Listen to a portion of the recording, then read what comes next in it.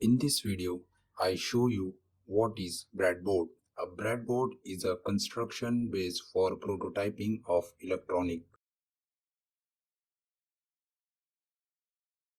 Let's take a look inside of breadboard. First, we need to remove the back cover of breadboard. You can see that inside of breadboard, metallic plates are present for connection. These horizontal pins are called as power lines and these vertical pins are called as component lines. You can connect different component and module on breadboard like light emitting diode and push button. Also, you can connect the Bluetooth module. Thanks for watching.